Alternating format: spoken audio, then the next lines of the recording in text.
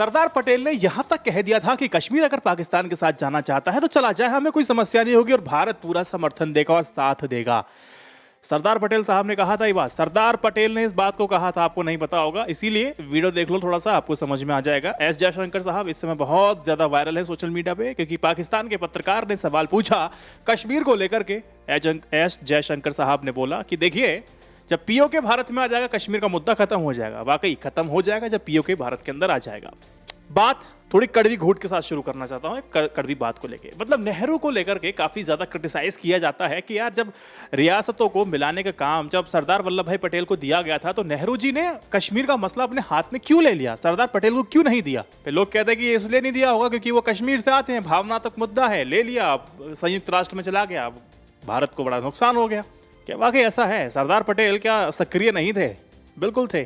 संयुक्त राष्ट्र में गया तो क्या एडवांटेज हमारे लिए आज भी है, ये भी मैं आपको बता देना चाहता हूं। लेकिन वीडियो शुरू करूं उससे पहले कुछ कड़वी दवाइयां आप पी लीजिए। जब सरदार वल्लभ भाई पटेल को ये काम दिया गया कि आप ये देखिए कि कौन सी ऐसी रियासतें हैं जो भारत के साथ रहना चाहती हैं, कौन सी ऐसी रियासतें हैं जो पाकिस्तान के साथ रहना चाहती हैं। 565 थी मिलकर के, प्रिंसली जो स्टेट्स थी भारत के साथ आई, जुड़े, ये सब पूरी कहानी आपको पता है। लेकिन मुझे एक बात बताइए, जो जब इंडिया और पाकिस्तान का जब बंटवारा हुआ था, हिंदू बाहुल्य क्षेत्र है वो इंडिया के साथ रहेगा, मुस्लिम बाहुल्य क्षेत्र है वो पाकिस्तान के साथ चला जाएगा। लेकिन कश्मीर में तो मुसलमान ज्यादा थे, तो भारत में कैसे आया? फिर आप कहेंगे राजा हरि सिंह तो हिंदू थे ना, तभी तो भारत के अंदर आया। अच्छा, फिर जूनागढ़ और हैदराबाद जहां के शासक दोनों मुसलमान थे और पाकिस्तान में जाना चाहते थे, तो दोनों भारत में कैसे रह गए? इस आधार पे तो उनको पाकिस्तान में होना चाहिए था। फिर आप बोलोगे नहीं नहीं नहीं नहीं नहीं, इस पे ना ऐसा हुआ था कि राजा को महत्ता नहीं दी गई थी हैदराबाद में और जूनागढ़ में, वहां प्रजा को महत्ता दी गई क्योंकि वहां पर रहने वाले हिंदू ज्यादा थे।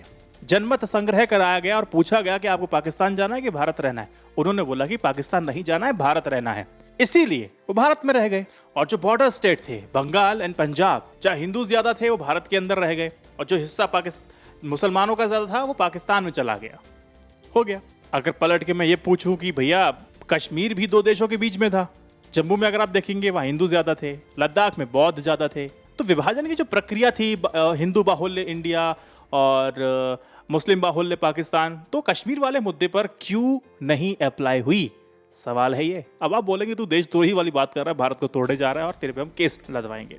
ये कड़वी बात कहना इसलिए बहुत जरूरी था क्योंकि आपको ये समझ में आए कि हमारे नेताओं ने कितनी मेहनत की थी, तब जाकर के आज मैं फ्रीली इस चीज को बोल पा रहा हूं। कश्मीर का मुद्दा इतना सरल नहीं था जितनी सरलता से व्हाट्सएप के ज्ञान के आधार पर आप अपना ओपिनियन बना लेते हैं।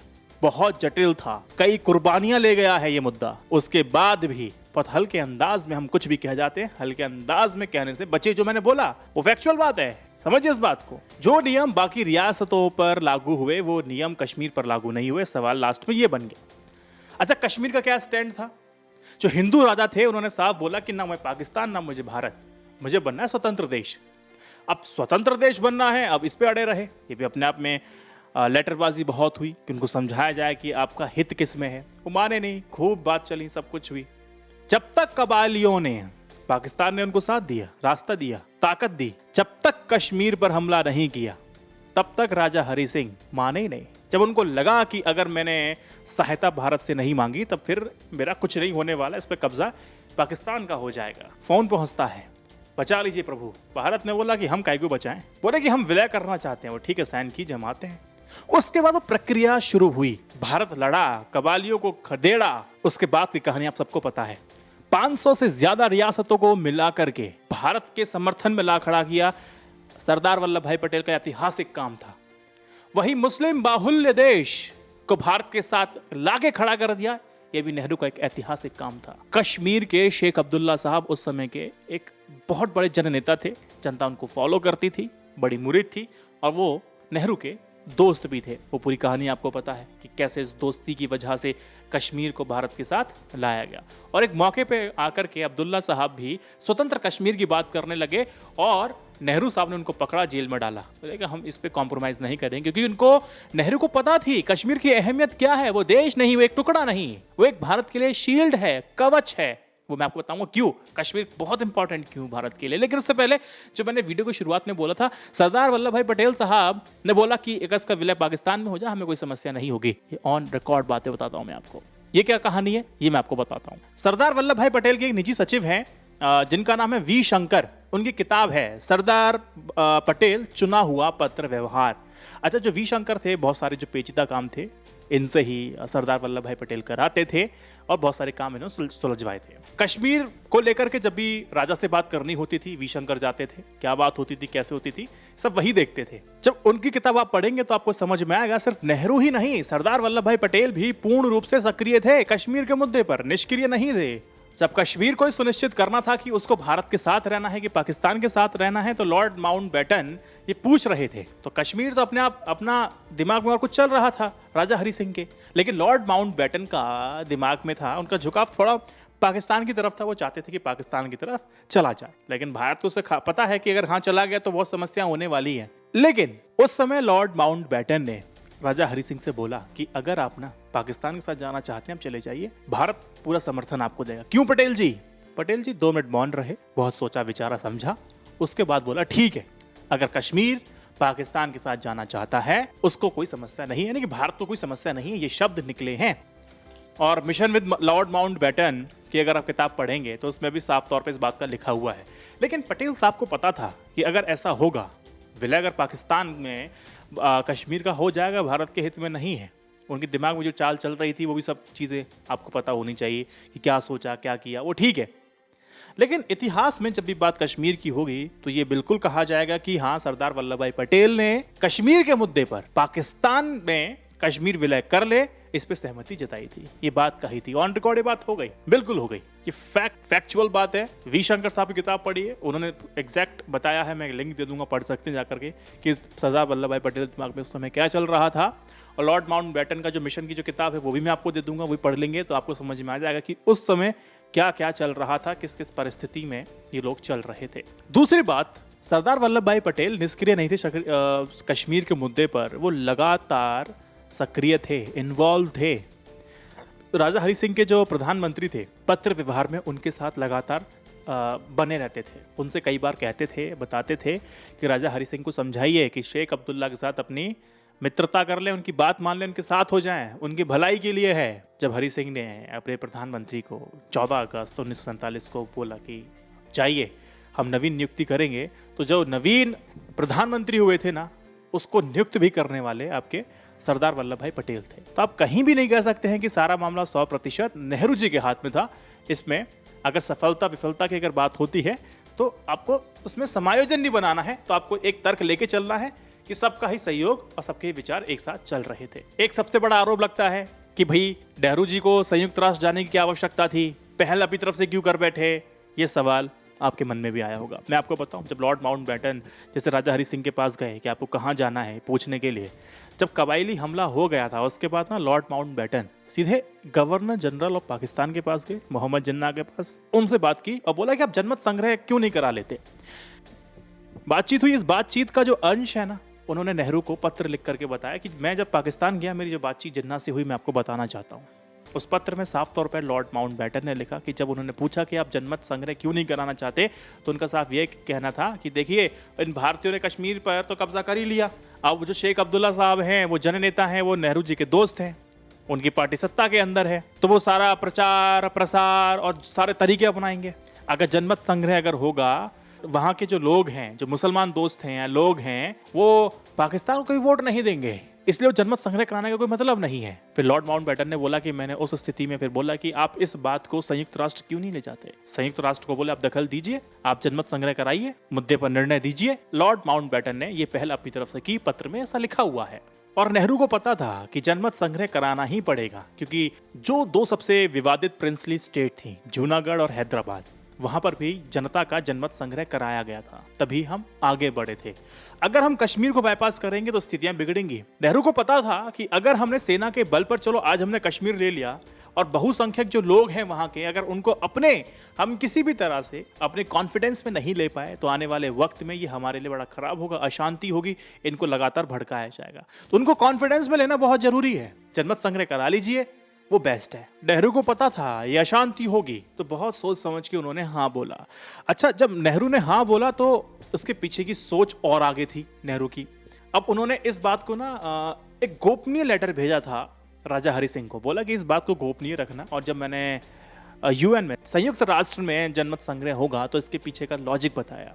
देखिए, हम संयुक्त राष्ट्र जाएंगे, हम अपने आप को प्रताड़ित और पीड़ित बताएंगे।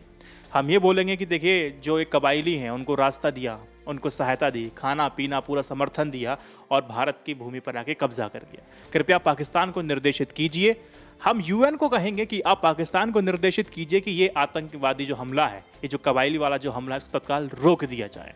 अब यूएन बोलेगा कि वो ऐसा निर्देशित करेगा, वो सवाल पूछेगा पाकिस्तान से और पाकिस्तान फिर जवाब देगा। उसमें कम से कम 4 से 5 दिन लग जाएंगे। नेहरू जी कहते हैं कि इतने में हम क्या करेंगे, अपने सैनिकों को कहेंगे कि आप कार्रवाई जारी रखिए ताकि हम एक मजबूत स्थिति में आ जाएं। यूएन फिर अपने सुरक्षा समिति के लोगों को भेजेगा, जाइए आप सर्वे करके आइए, रिपोर्ट दर्ज कराइए। काफी टाइम लग जाएगा, भारत को पूरा समय मिल जाएगा और कश्मीर पर हम अपनी स्थिति काफी मजबूत कर लेंगे। ये सोच करके यूएन पर नेहरू जी ने अपना हाँ में समर्थन दिया कि हाँ, आप जनमत संग्रह करा लीजिए, कोई समस्या नहीं।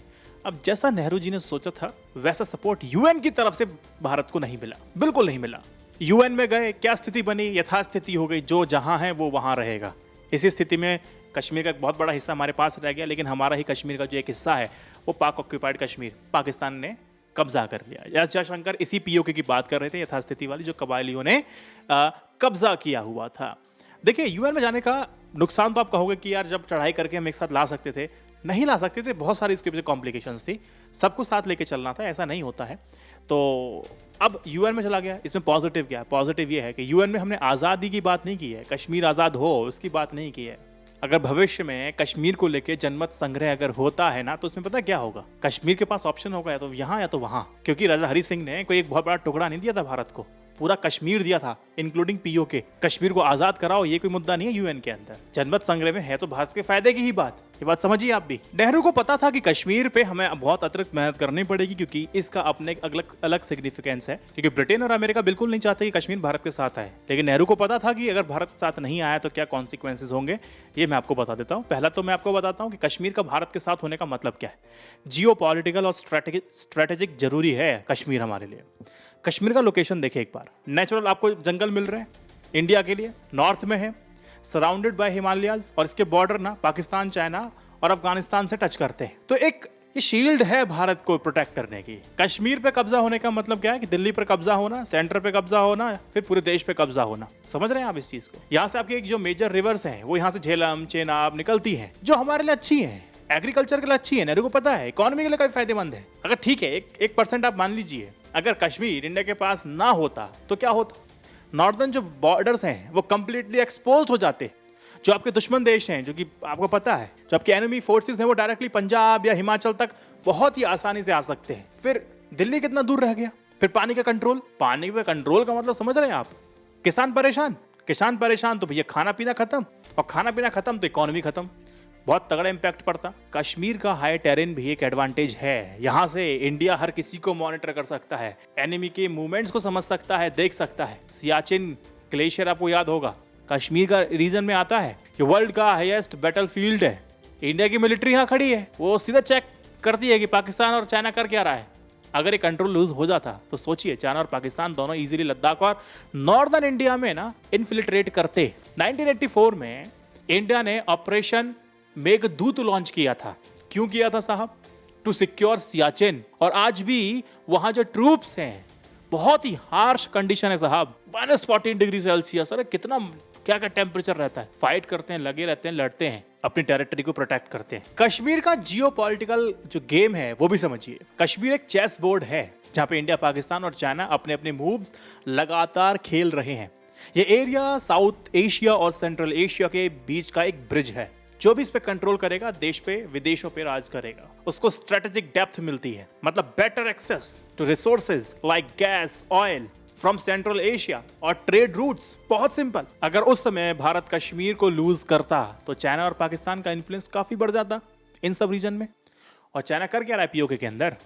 China already CPEC, China Pakistan economy corridor के थ्रू क्या कर रहा है, पीओके यानी कि पाकिस्तान ऑक्यूपाइड कश्मीर से अपने ट्रेड रूट्स को डेवलप कर रहा है, रास्ते निकाल रहा है। क्या इंडिया के लिए थ्रेट नहीं है? बिल्कुल है, क्योंकि चाइना अपना डोमिनेंस को लगातार स्प्रेड कर रहा है। समझ में आ रहा है? ये जो प्रोजेक्ट है सीपैक, पीओके से गुजरता है, चाइना को अरेबियन सी तक एक डायरेक्ट एक्सेस मिल जा रहा है बाईपासिंग इंडिया। अगर इंडिया पीओके को क्लेम नहीं करता है, नहीं करेगा और कश्मीर का फुल कंट्रोल लूज कर देता, तो चाइना का इकोनॉमिक और मिलिट्री ग्रिप कितना स्ट्रांग हो जाता। बिल्कुल हो जाता ना, इंडिया के लिए कितना चैलेंज बढ़ जाता। कश्मीर बहुत इंपॉर्टेंट है और कल्चरल और पॉलिटिकल सिग्निफिकेंस तो खैर आपको समझ में आ ही जाएगा कि कश्मीर इंडिया का एक कल्चरल और हिस्ट्री का एक बहुत इंटीग्रल पार्ट है। कश्मीर को स्वर्ग बोला जाता है धरती का। यहाँ की कश्मीरियत जो हिंदू मुस्लिम बुद्धिस्ट जो ट्रेडिशंस हैं उसका एक मिक्सचर है, इंडिया की डाइवर्सिटी को रिप्रेजेंट करता है, खूबसूरती दिखाता है। पॉलिटिकली भी अगर आप देखेंगे, कश्मीर का कंट्रोल इंडिया के यूनिटी और सोवरेनिटी का एक बहुत बड़ा सिंबल है। अगर कश्मीर इंडिया से अलग हो जाता तो यह एक डोमिनो इफेक्ट को क्रिएट कर सकता था। दूसरे स्टेट्स में भी सेपरेटिस्ट जो थे ना मूवमेंट स्टार्ट कर देते। प्लस कल्चरल एक कश्मीर का होना मींस एक रिच हेरिटेज का एक बहुत बड़ा नुकसान भारत को होता। इंडिया के लिए एक इमोशनल और आइडियोलॉजिकल इशू भी है, not just a strategic move, right. Kashmir के सूफी ट्रेडिशन और पंडित हेरिटेज को अगर आप देखेंगे, ऋषि सूफी कल्चर यहाँ से डेवलप हुआ जो पीस और हार्मनी का सिंबल था। बट 1990s में यह मिलिटेंसी की वजह से कश्मीरी पंडित को वैली से एक्सोडस फेस करना पड़ा। ये कल्चरल लॉस था, ये वाकई इंडिया के लिए बहुत बड़ा सेटबैक था। अब गवर्नमेंट आर्टिकल 370 हटाकर इंटीग्रेशन पे फोकस कर रही है, रिबिल्डिंग दैट कल्चरल यूनिटी। लेकिन ये ऑनगोइंग चैलेंज है। 370 हटाने के बाद भी क्या पॉजिटिव चेंज आए हैं, ये सवाल लगातार उठ रहे हैं। खैर इस पे बात नहीं करेंगे। बीच बीच में ट्रम्प साहब भी कहते हैं कि मैं मध्यस्थता कर दूंगा, कश्मीर का मुद्दा सॉल्व कर दूंगा। देखिए, इंटरनेशनल पॉलिटिक्स में इमेज और इन्फ्लुएंस मैटर करता है।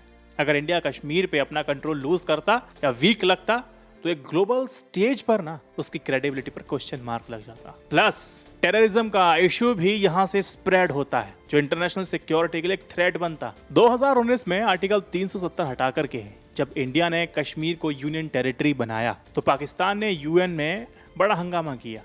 टर्की, मलेशिया जैसे कंट्रीज ने भी खुल करके पाकिस्तान की बात को बोला, सुन तो लीजिए बात ठीक कर रहे हैं।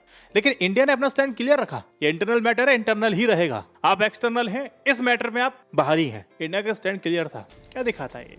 कश्मीर का इशू कितना इंटरनेशनली सेंसिटिव है और इंडिया को डिप्लोमेटिकली स्ट्रांग रहना पड़ता है। तो कुल मिलाकर के सिर्फ इतना मुझे आपको बताना था कि कश्मीर का इंपॉर्टेंस क्या है, ये नेहरू जी को पता था। आज के परिप्रेक्ष्य जोड़कर मैंने आपको बता दिया और 370 हटाने के बाद क्या स्थिति है ये भी मैंने आपको समझा दिया। और पीओके जब भारत के पास आ जाएगा तो क्या हमारा बेनिफिट हो जाएगा ये भी आपको समझ में आ गया होगा। एस जयशंकर, वो यथास्थिति जो बनी हुई है ना, पीओके उधर चला गया और कश्मीर का एक हिस्सा उधर है, वो इधर आना चाहिए, वो उसी हिस्से की बात कर रहे हैं। उसके बाद स्थिति बहुत बदलेंगी, एक बहुत बड़ा चैलेंज है। अमित शाह जी भी कह चुके हैं ये भारत के अंदर आना चाहिए। अब देखते हैं राजनीति किस ओर जाती है।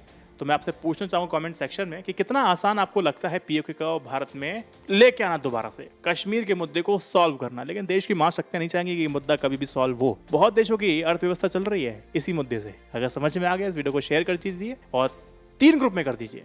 इस वीडियो को 3 व्हाट्सएप ग्रुप में शेयर कीजिए। जय Hind, Vande Mataram, stay updated, stay educated, सत्यमेव जयते। नमस्कार।